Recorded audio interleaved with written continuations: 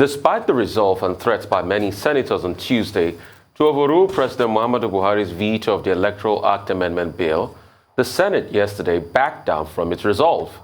In place of the move, which had seen the collection of signatures for the proposition, the upper chamber resolved to liaise with the House of Representatives on how best to handle the president's rejection of the electoral reform bill. President of the Senate, Ahmed Lawan, says a joint position will be reached with the House for due consultation with Nigerians to determine the appropriate line of action when both chambers reconvene from the Christmas break in January.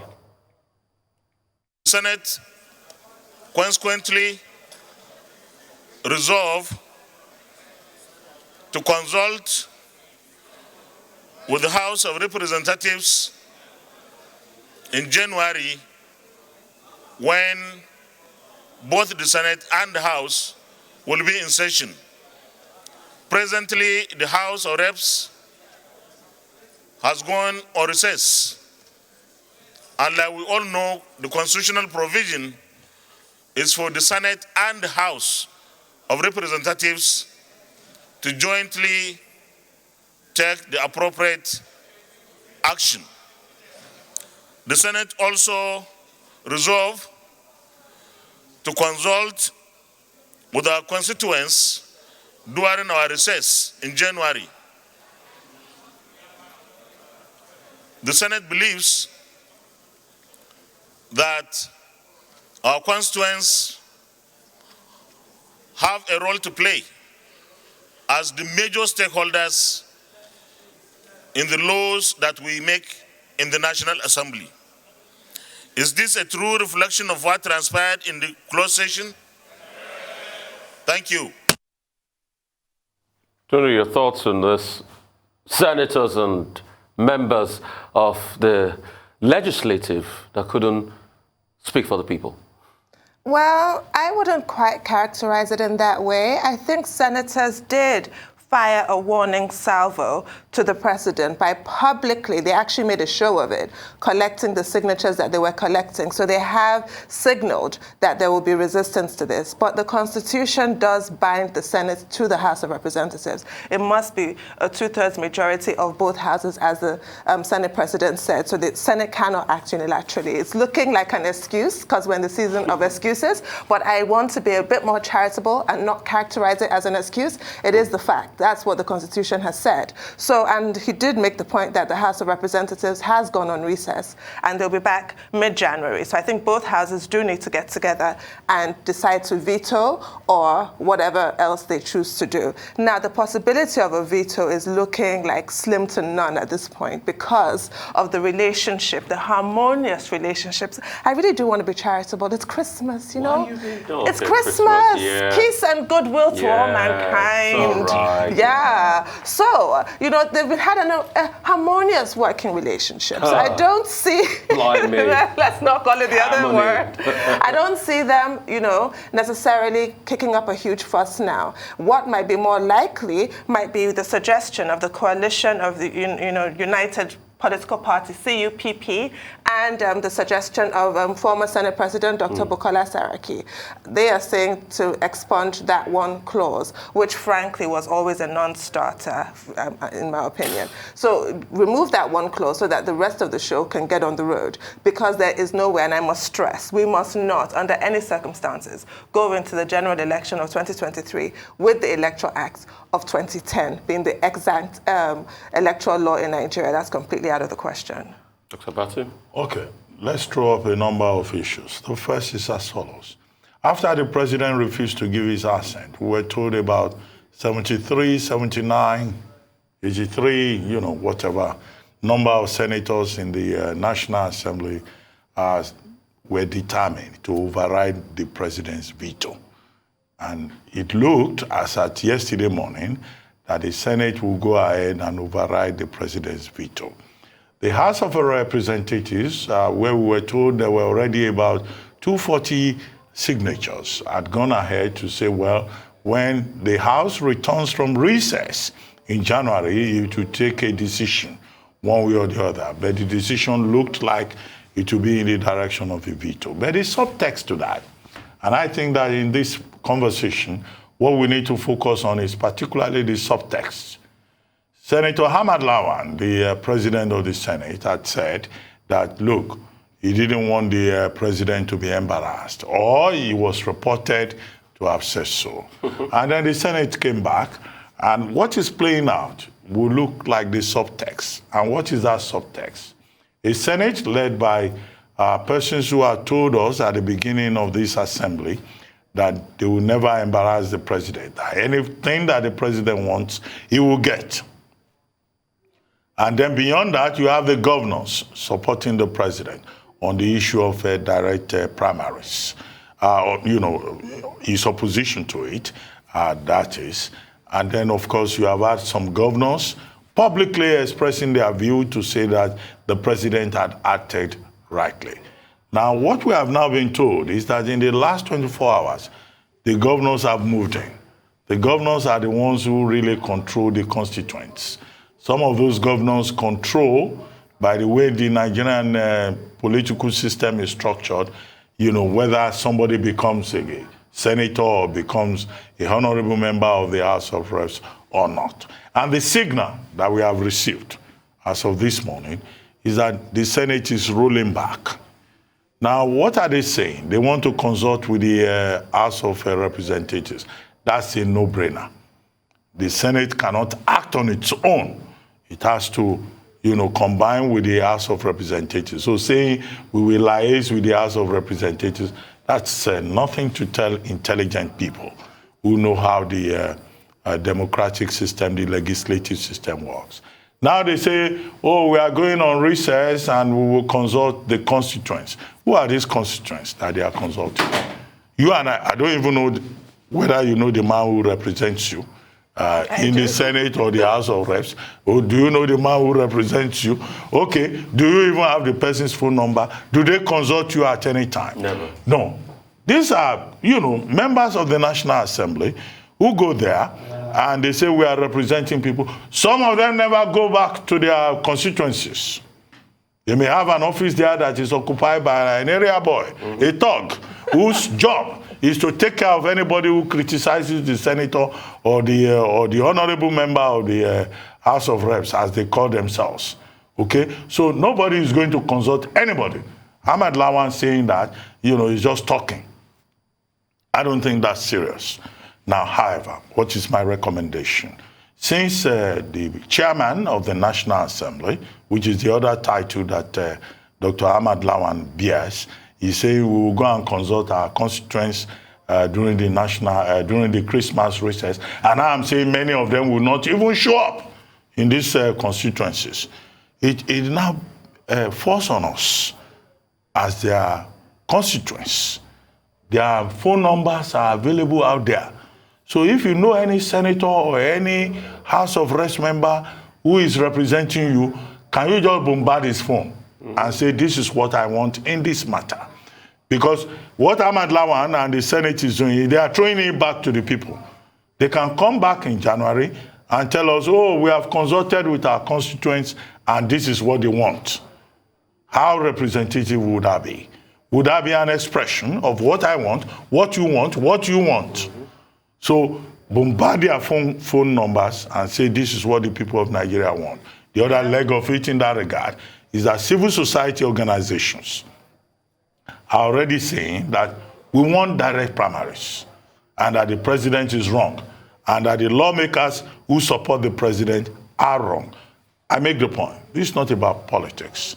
This is about how to strengthen the electoral system in Nigeria. President Buhari has rejected any attempt at electoral reform 4 times.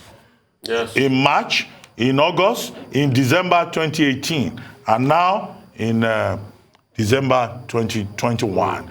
Is there any clear indication that the president or that this administration is committed to electoral reform in any particular regard? And I think that that should be the guiding principle for everyone who is relating to this subject. Finally, there are persons who have expressed the view that there are other issues inside that electoral bill.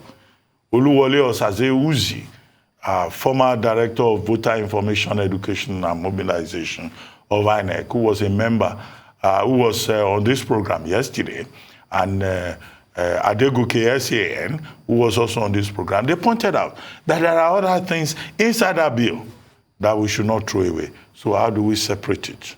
How do we ensure that this is not a wholesale rejection of the will of the people? How can a National Assembly or a Senate of the Federal Republic come around, we are going to consult the people again? This Electoral Act Amendment Bill is in itself a product of consultation. And there were things that Nigerians wanted, like independent candidates, like diaspora voting, that were not taking it. Are they saying they want to start an entire new process of consultation? Who is going to pay for that? But you know why I'm not worried, to your point? The Nigerians people did make ourselves heard loud and clear when the Senate tried that nonsense with the electronic voting. All those people who absented themselves at that convenient time, they were blasted by all and sundry. So when they say consulting constituents, yes, they will, because we have made ourselves heard and we will continue to make ourselves heard. If the mountain does not go to Mohammed, Mohammed will come to the mountain. For me, my point, I don't know if there's time, but real quickly, I think the Vikings, I love the Vikings so much. And the Swedish. the Vikings will always say something. Skull? Yeah, skull roller. They always say something that when you see smoke, look for the fire.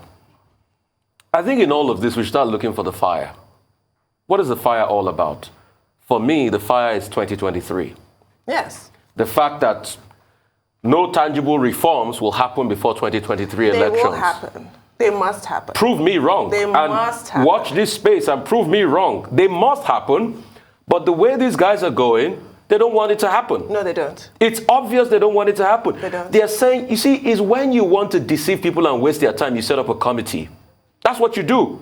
We all know that line. We set up a committee to look at this. We go back and consult with the people. The ambiguity in that is mindless. It will happen. When you go back to consult with the people, you see, I was waiting for a point in time where we're going to have clear separation of powers in this country, where the National Assembly was going to stand tall. Day before, I quoted John Locke, telling them the fact that you must separate power from the executive. You must take the bull by the horn. When I saw them collating signatures, I said, yes, for the very first time, I'm so passionate, I'm happy, I'm pumped up. But you know what they know how to do best? I keep telling you that the best authority on the separation of powers is Baron de Montesquieu, it's fine. 1748, the spirit of laws. Yes. Yeah. So, but all of a sudden, they stole my thunder. They've gone on recess. Hold your horses. And they will do it over and over again. No, they won't. I don't think January will change anything. Dr. Abati will bombard their phone numbers like you said. You know, we'll even go where they're sharing rice this Christmas because they will share rice. They'll still come back and share rice to their constituency.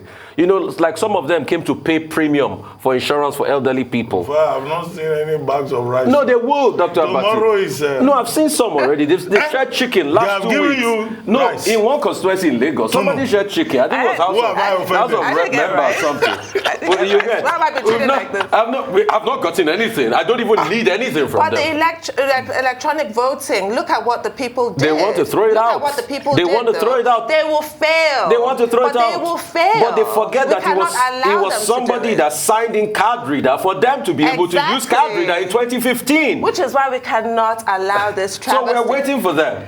Come back home. Come back home. To send us to the general election with the 2010 law is going straight to Valhalla, since we're talking about Vikings. Oh, yeah, Vikings. Yeah. It's not going to happen. Let me make this point. We are told that some governors are the ones behind this, what looks like a vote farce by the Senate. Who are those governors? I think they should be named, and part of the responsibility of the constituents, these proverbial constituents, who are only remembered at the last minute and during election periods and when politicians want to play games. Those governors should be named and shamed. Yes. They should. We're waiting. It's disgraceful. The Constitution, in case you guys forget, says we the people. Maybe this is when we the people will speak. That's all on News Headline. We'll take a short break. We'll be right back, and Rotos will come here. Michael will talk to us. We'll talk about Africa, global business activities across the globe. Stay with us.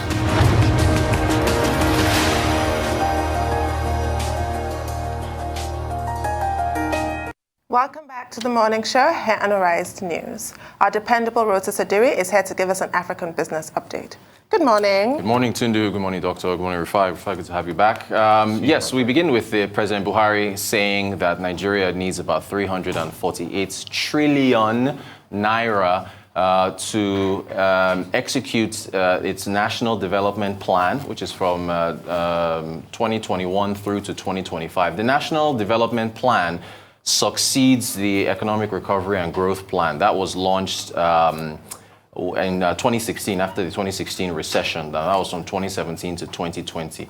So he's also saying that, let's go through what this National Development Plan has here. It's got a GDP target of an average of 5% from 2021 through 2025. Jobs target is 21 million. Wealth creation, 35 million people to be lifted out of poverty. And then, of course, this 348 trillion that's needed, he's saying that 85% of it is supposed to come from the private sector and 14% is supposed to come from the government. So the first question, of course, is, don't you, Rufai, why are you smirking? This is something else.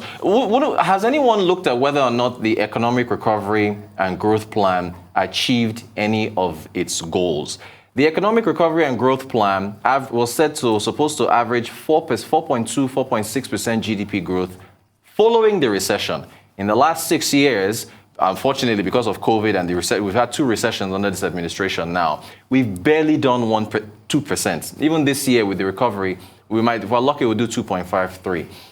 The economic recovery and growth plan aimed at getting single-digit inflation by the end of 2020. Yet someone decided to close the borders in late 2019 or late 2020, and that's accelerated inflation upwards. So it was part of the plan. I guess it was part of the plan.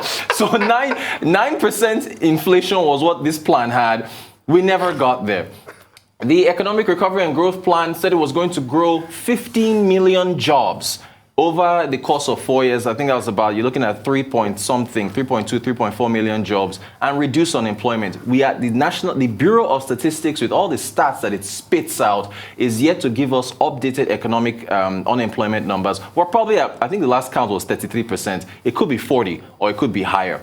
It didn't achieve that. So the question is, did the economic recovery and growth plan didn't achieve anything? And it blows my mind that no one talks about. I mean, you need to think about this. A government releases a massive plan after you fall into recession. You've got these major metrics that the government wants to achieve, and it doesn't talk about it. No one has said a single word about the economic recovery and growth plan. They say nothing. They don't say anything. And now they release this new plan.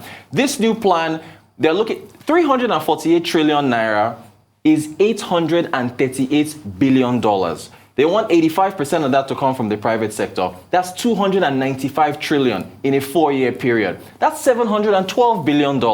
The budget that we just talked about yesterday, which was, what's the budget? 17.1 trillion? That's about $42 billion.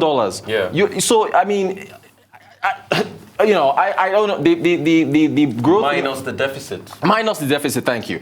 So how, look, there's a big election coming up in 2023. These are the questions that really need to be asked. When you just throw out these plans and you put them out there and you have all these metrics, this is incredibly unrealistic for a country that is just emerging from a recession to try to achieve these numbers. Who in the private sector is going to come up with 295 trillion naira to fund this? What, the banks?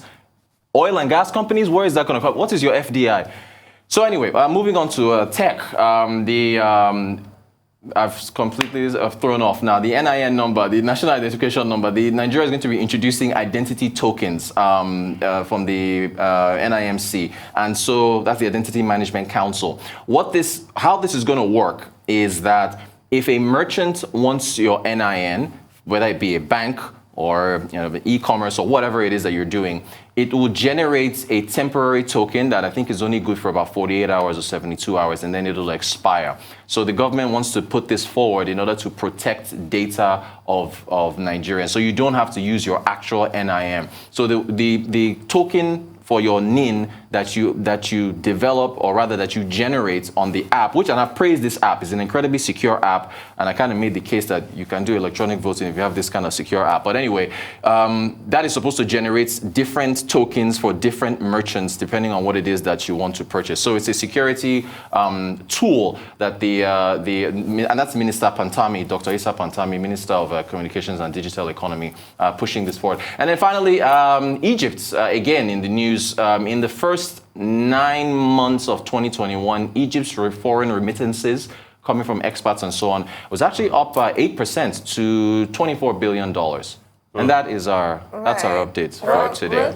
I think that I agree with you on the economic recovery and growth plan. Yeah. But what was most striking for me was that it was 2017 to 2020, and then we had a whole year crickets. Right. And then this other plan this year. So we had a year where we were rudderless, essentially. So that goes to show you how our affairs are managed. And I think that's all I need to say about that.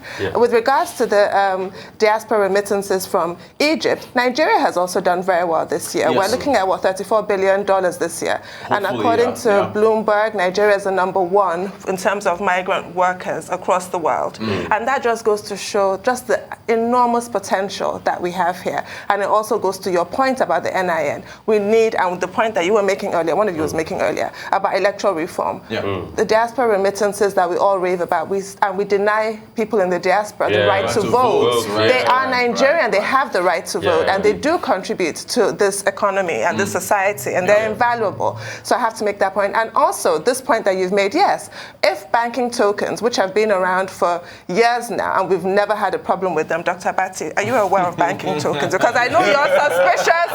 You are suspicious. Have you ever attempted to use it? I promise you it's quite safe. Dr. Bati is not sure. Cash is king for Dr. Bati. Dr. Bati, is that part of the cashless economy? Cash is king. But you know, we've had a good run with bank tokens, so I'm really quite excited about this NIN initiative, and that goes to the point that you were making about tech. And back to electoral reform. There's so much that we can do. Blockchain technology. The possibilities are endless. I mean, we could tie it around together, you know, what Tunda said. Great one with this token thing as regard NIN number. But for me, I'm not satisfied. I want them to come out openly and tell us who has access to the back end of the data a lot of the Nigerians keep in there.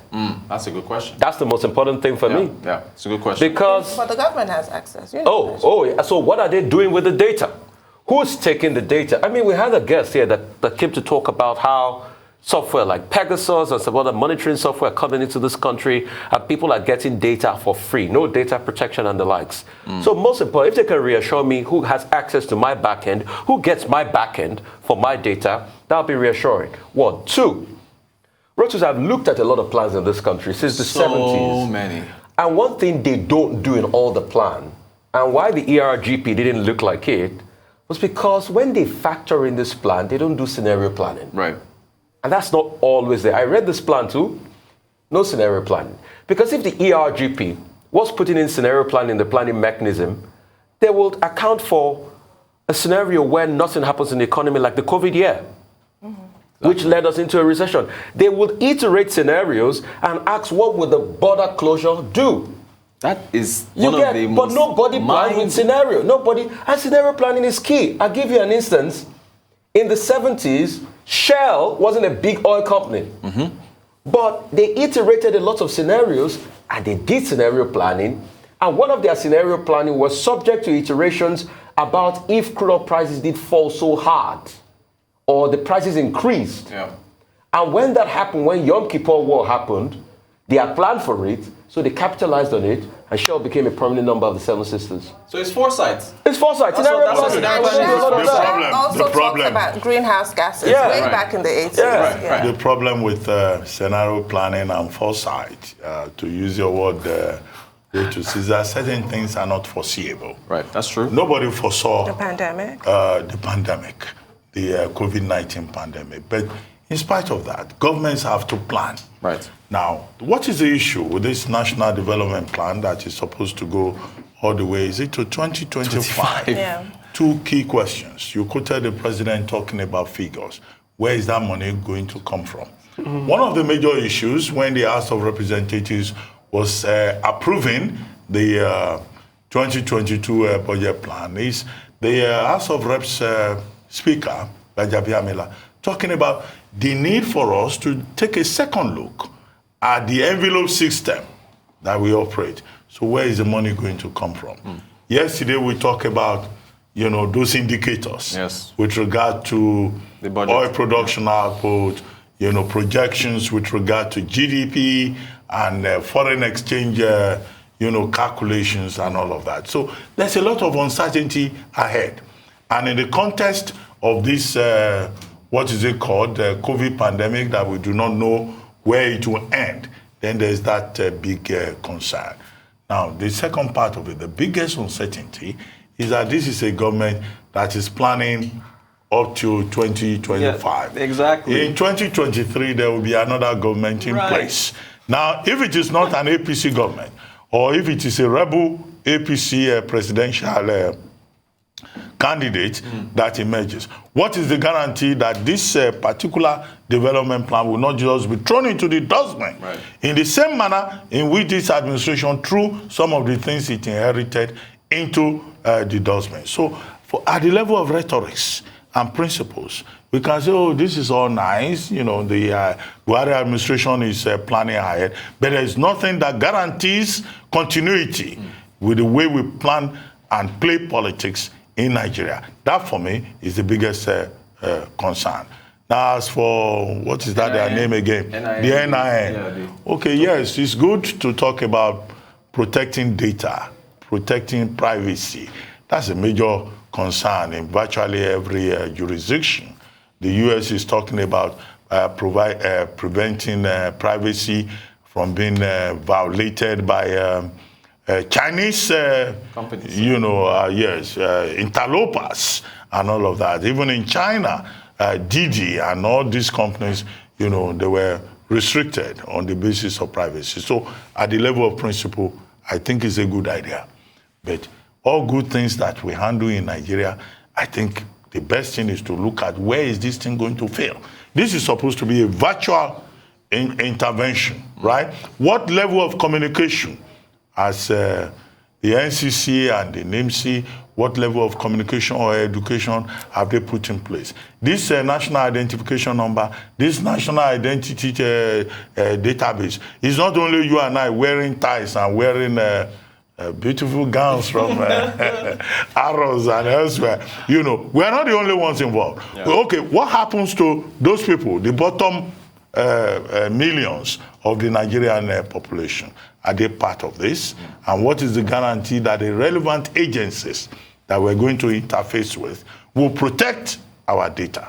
So I think it's better, with regard to this national identification process, to simplify it and not keep adding layers and layers of complexity that even someone like me, that I do not understand. I do not understand it yet. So maybe there should be communication at all levels so that maybe we can help them to explain to other people who are involved in this process. That is my take. I can explain back tokens to him. You don't need to be scared. Just say, it's not about, it's not about me. It's about the bottom millions of the Nigerian population. Have you done online bank, internet banking? Thank you so much. Thank you so much. Moving on to more business updates, Michael Wilson joins us now from London. Good morning, Mr. Wilson. It is an artificial. Very happy nearly Christmas to you all as well. A cocktail, really, which actually is quite attractive. Good US quarter three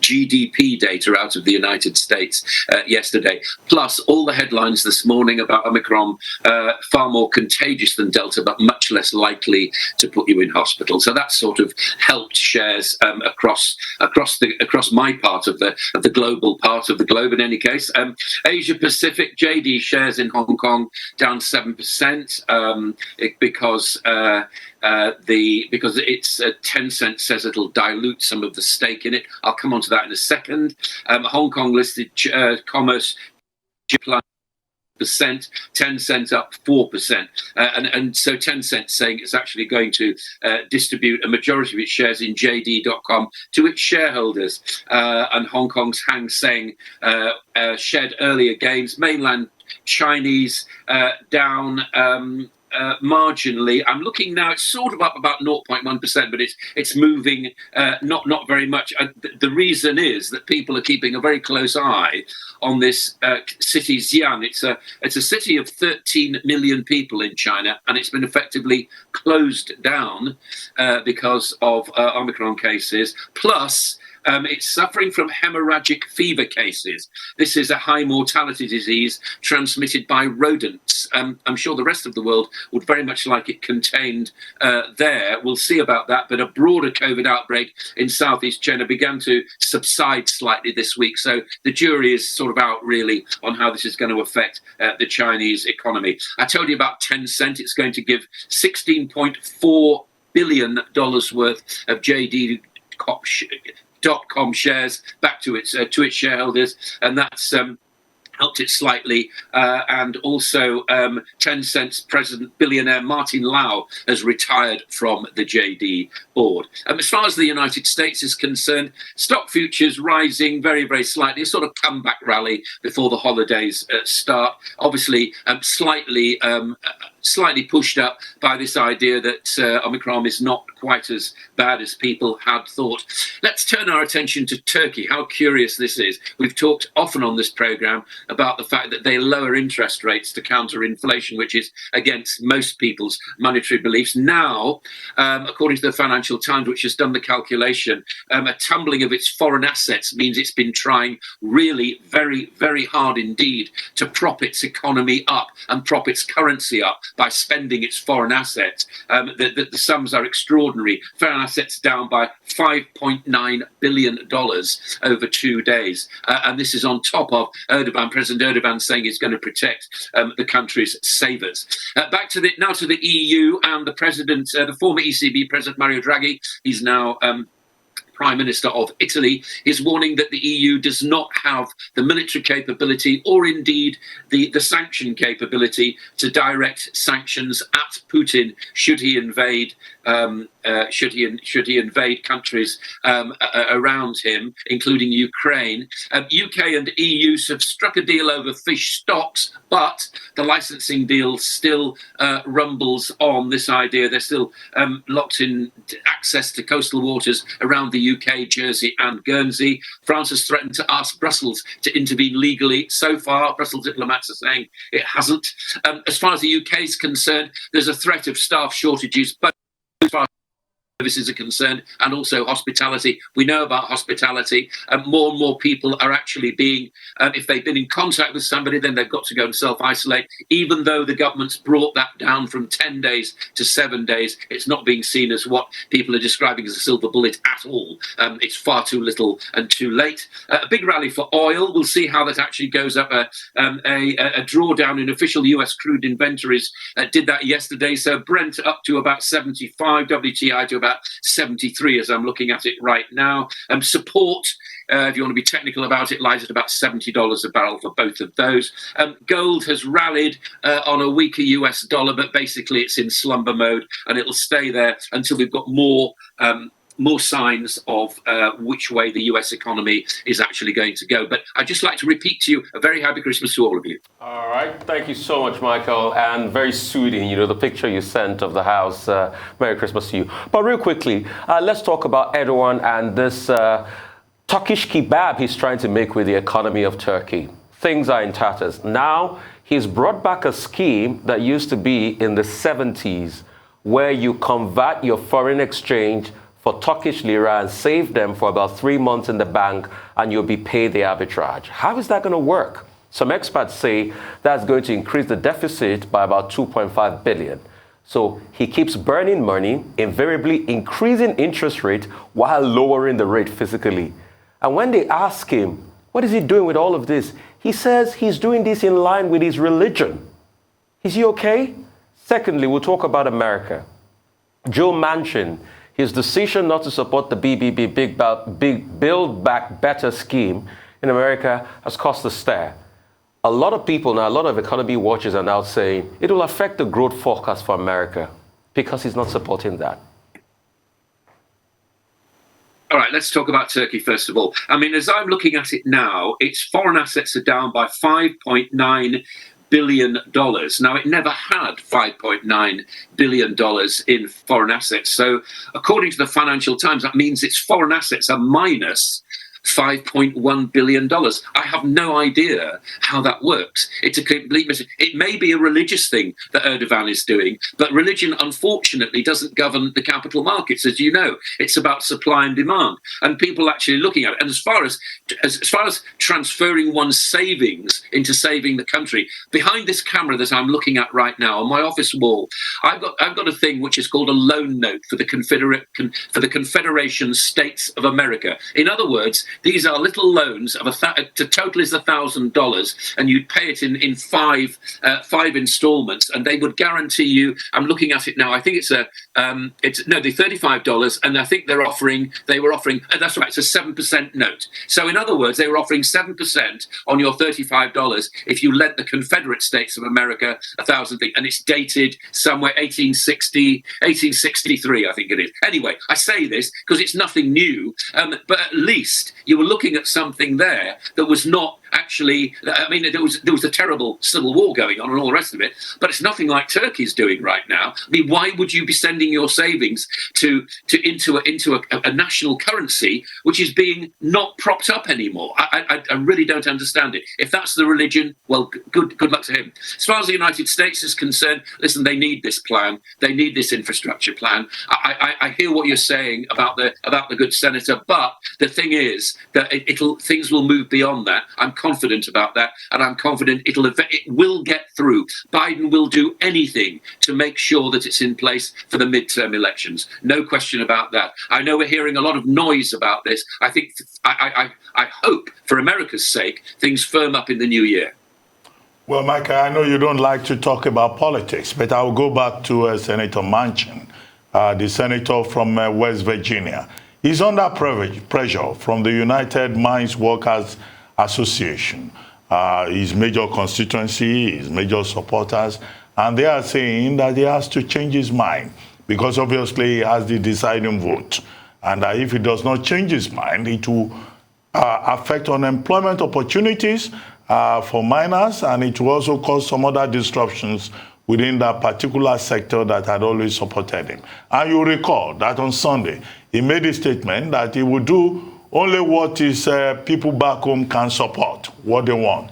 Are we likely to see a situation whereby Senator Manchin will change his mind and cast that vote, provide that support that will help to move forward the Build Better Back, proposal by President Biden? That's one. Still in the United States, President Biden has been boasting that his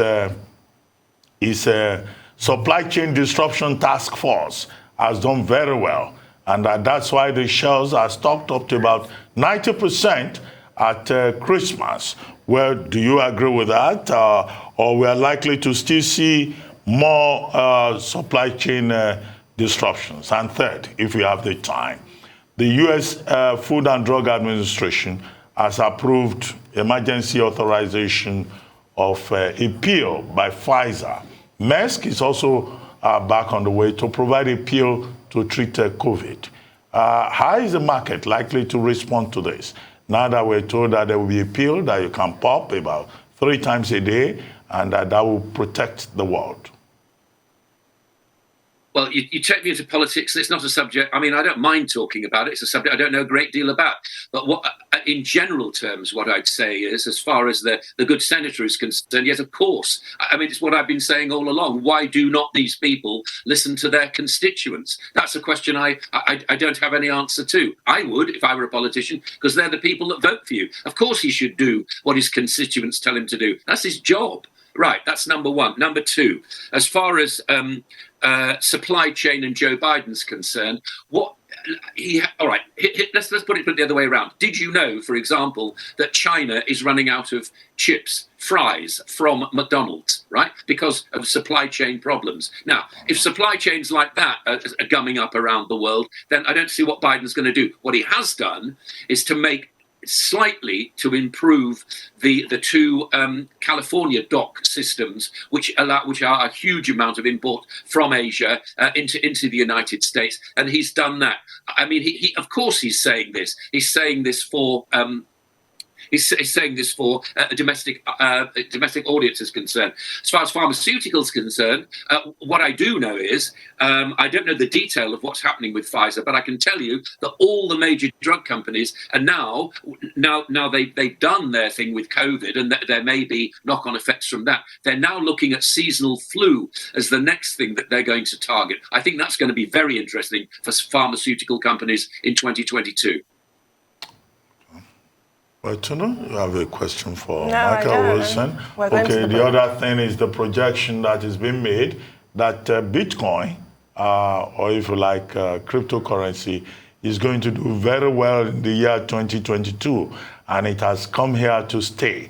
This year alone, about 66% improvement in terms of cryptocurrencies since January. And there are speculations that the volatility that we have seen this year may not repeat itself in the year 2022. Do you share that view? Because I know you are skeptical about cryptocurrencies, whether it's Bitcoin that has done better or Ethereum that is, second. There's been a bit of a backlash about this. I'll just point to a few things. First of all, $100,000 by the end of this year, no way. That's what they said was going to happen. It did not happen as far as Bitcoin is concerned. As cryptocurrencies are concerned, yes, I know there's a lot of central banks are looking at them, but that is to have their own currencies, not Bitcoin. I also know, and this is the backlash here, there's a lot of students who are working in business administration, and a lot of students, full stop, are actually what they call investing. I call it gambling on Bitcoin, because they think that's how they're going to make a lot of money. I could not possibly, and I don't understand how anybody could possibly predict what's going to happen in 2022 as far as Bitcoin's concerned. It's a good headline to go for. Why don't we talk about this, if we're still talking to each other, and I hope we are, in June maybe next year, and see how it's done over the first 6 months. And we could take a little bet, if you like. I'm betting that I don't think it'll still be volatile. Will it climb above 60,000? Very possibly. Will it come down the next day? Very possibly. This is not an investment, and it's nowhere near I would put my family finances at all. I'd do it like the horse races, to be honest. That's about the best it can do. However, if you're talking to me about cryptocurrencies and the whole point about having cryptocurrencies which are backed by a central bank, I know it sort of takes a bit of the definition away, and is actually used for government payments so the government can work out where the money's spent, then I think you're on. I think there'll be a lot of development over 2022. As far as gambling is concerned, I know no more than the next race at 2:30 afternoon at an English race course. Okay, Michael, but one thing I'm sure of next year is that you are going to be paying £2,000 a year for your energy costs, because it's going to increase. And the numbers just coming out are saying that gas prices will be on the increase. That's one thing I'm sure of for next year. How about that? Yeah, I think you're probably right. I happen to have solar panels on where I'm speaking to you right now, but yes, I think that will be an increase as far as normal consumers are concerned, but gas prices will fall. What I think that there is no shortage of gas. It's the supply where there is the shortage of. If you feel that Russia has its boot on the throat of supply to Europe, I think you're probably right.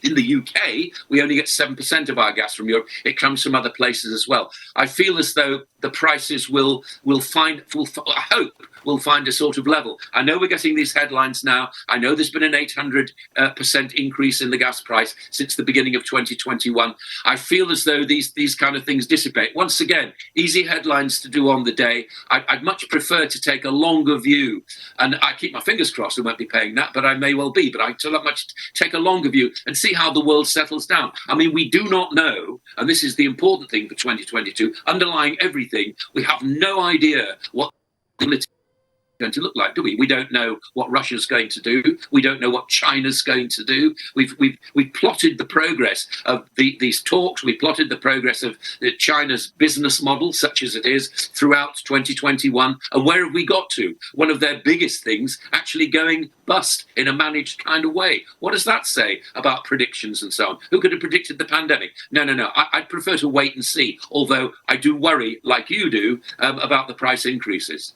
Well, Michael, I mean, with regard to cryptocurrencies, the major concern is whether it's already firmly mainstream with, the value running into trillions.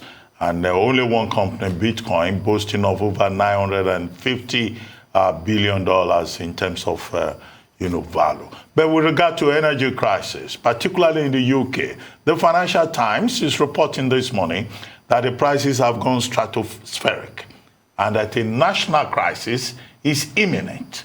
And the big question is, what will the authorities do about this national crisis? Do you consider it a national crisis? And what measures do you think that the authorities can apply, as the energy groups are already demanding?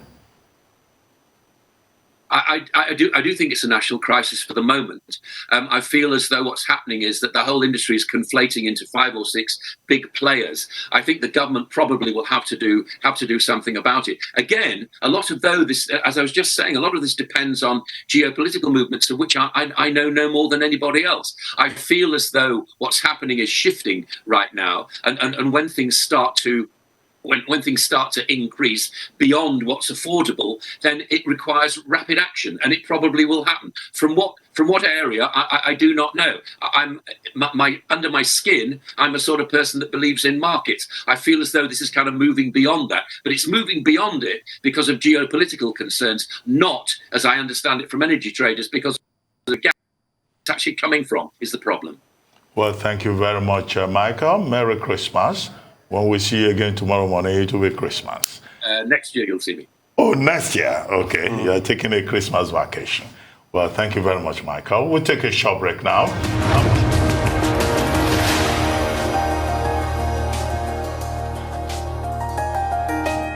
Welcome back to the Morning Show here on Arise News. Before we begin our first major interview, socioeconomic activities were paralyzed in the early hours of Wednesday at the Shangisha area of Lagos as residents of Magodo Phase 2 estate protested the invasion of their community by policemen and representatives of the Shangisha Landlords Association earlier on Tuesday.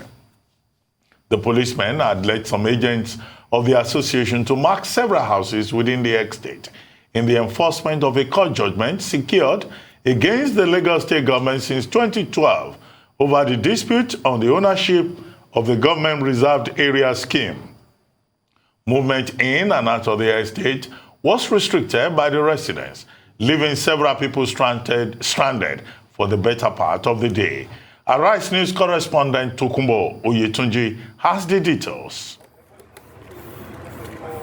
It all started with this action carried out by agents of the Shangisha Landlords Association, backed by a team of armed police officers who drove around the estate marking identified properties. They claimed to have secured an order of the highest court in the land, the Supreme Court, against the Lagos State government back in 2012 in a dispute that had dragged for nearly 3 decades since the military government in Lagos State acquired the land for the estate in 1984. During the trial, we got an interlocutory injunction against the government and the civil servant and those who were building not to do anything on the land until the matter was settled in court, but all to no avail. Ultimately, in 1993, at the end of 1993, the judge who was seized of the case gave the Shangisha Landlord Association judgment to the extent that 549 plus should be given to the landlord. What they are doing to us in Magodo, blah, blah, blah. That's what it's all. Alarmed residents of Magodo Phase 2 sensing more danger after the markings and an unusual presence of armed security operatives at strategic spots within the estate mobilized to resist any further action being contemplated by the representatives of the aggrieved landlords association. A lot of houses have been marked maybe for, they say they've taken possession. But we are surprised this night that there's an excavator being brought in for what we don't know. So we are not going to allow them to come in, and we are going to make sure that we protect our own. The residents succeeded in preventing the excavator from accessing the estate after some negotiation with the leaders of the police team, but they decided to continue monitoring the situation, and to their surprise, the machine resurfaced again before dawn and was again parked at the entrance of the estate in another attempt to access the community. And we are not going to allow people to trample on our rights. When people come in here with bulldozer, with no legal documents, to take possession of what does not belong to them, in quotes now, then we are not going to allow it.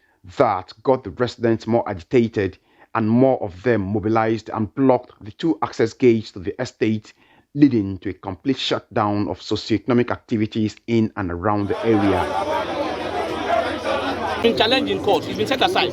That's what's on the article of opinion. That's what's the matter we are fighting, and that's what's coming up on the February 2022. So how they now got their order, how they get what they are saying they want to enforce, we don't know. How can you bring in over 100 police officers, each and every one of them with AK-47 rifle? Are we in Sudan? Or are we in a Boko Haram state or what? What are they meant to come and do with those AK-47 rifles? To come and shoot us or kill all of us? The situation lasted for hours until there was an intervention from both the Lagos State government and the higher police authorities that promised to withdraw the police teams that are taking over the estate to allow for more dialogue. Just want to appeal to all the residents here in Magodo that indeed the state government, I have been sent by the state government itself, that is solid behind the residents in Magodo. That what happened yesterday night that he has never been informed.